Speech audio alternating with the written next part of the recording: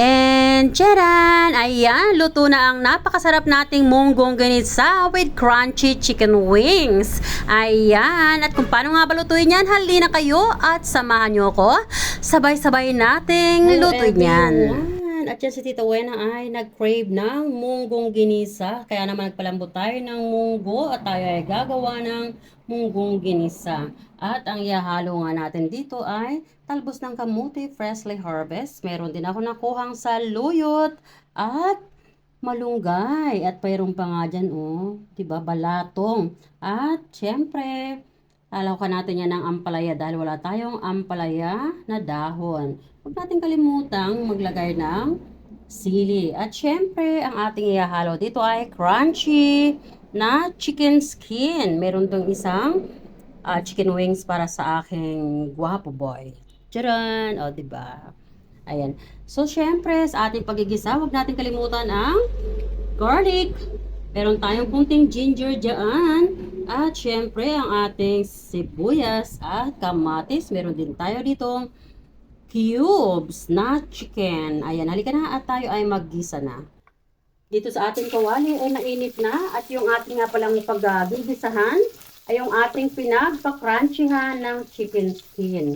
So, ilagay na natin yung kunting luya. Isunod na natin ang garlic.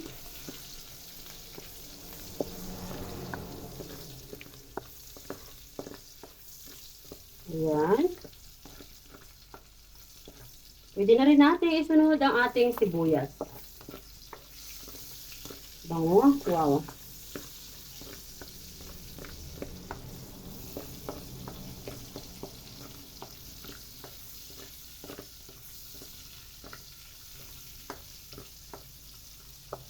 Ayan. Pwede na natin isunod ang ating kamatis. And hayaan lang muna natin yan dyan. At ilagay na rin natin ang ating cubes. So, halu-haluin lang natin. Bango. Grabe. So, ayan guys. So, dito ay maglalagay na rin ako ng kunting pamintang durog. Kayo na ang bahala mag-adjust kung gaano karami yung pamintang durog na inyong ilalagay. And then, at the same time, maglalagay ako ng kunting patis or piso. Kunti lang. Kunti. At hahalu-haluin ko nga lang yan ng very, very light. And then, at the same time, ay isusunod ko na ang ating munggo.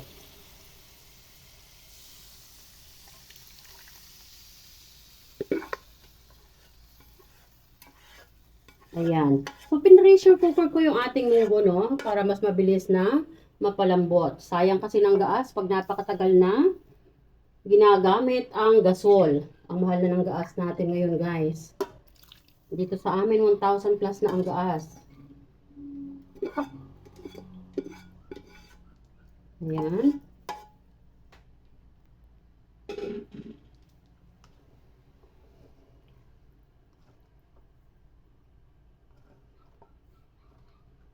Magdadagdag tayo ng kunting sabaw maya-maya lang. At bago nga yan, ay mag-a-add pa rin ako dito ng kunting ginisa mix.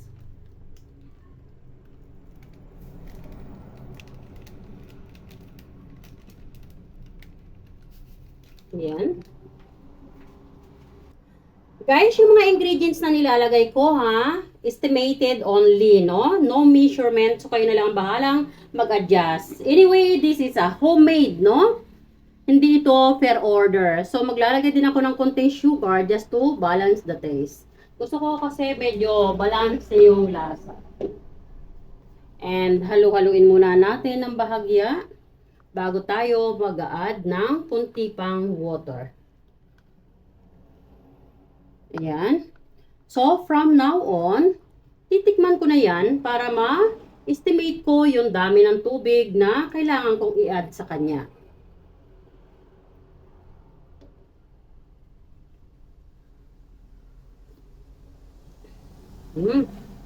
Sarap.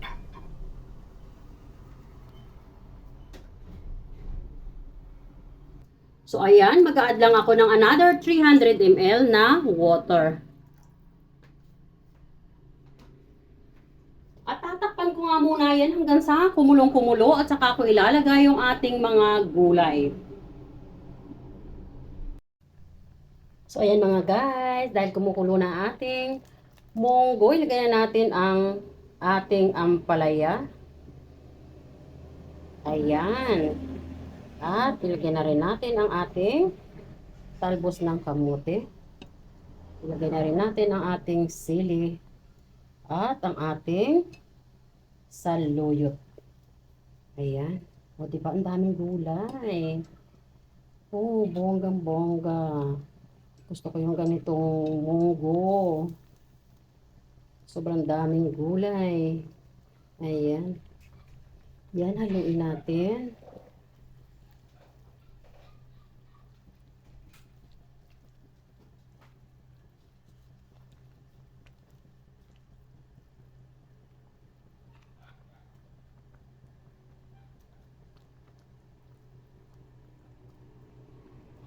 Ayan, sarap ng ating munggo.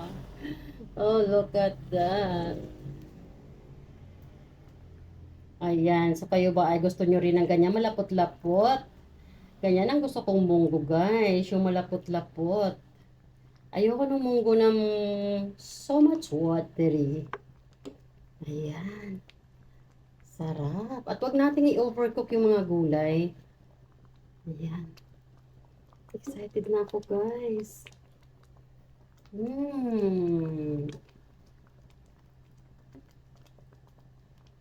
Ayan. So gusto ko yung mga gulay natin ay just half cook.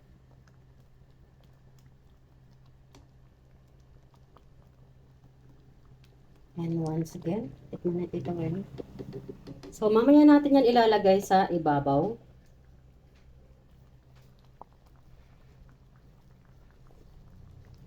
Ayan.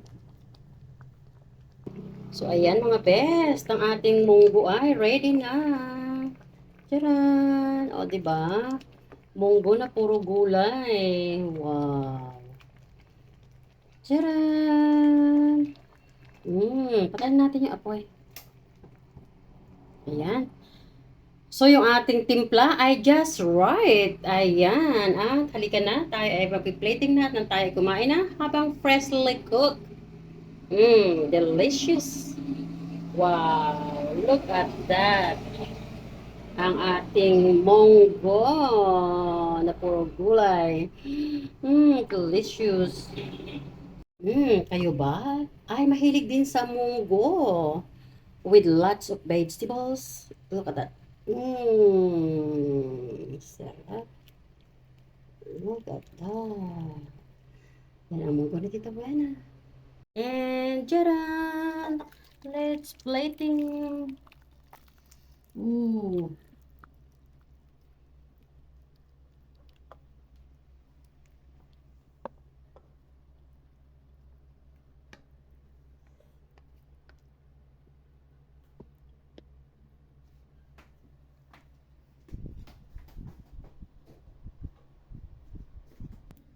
And let's put this para mas masarap ang ating ginisang munggo.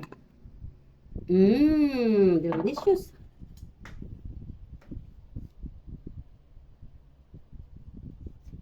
So, ayan mga best.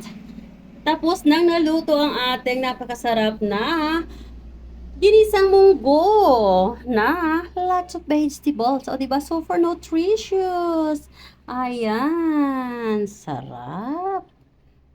At may crunchy chicken wings at chicken skin sa ibabaw. Delicious. Look at that.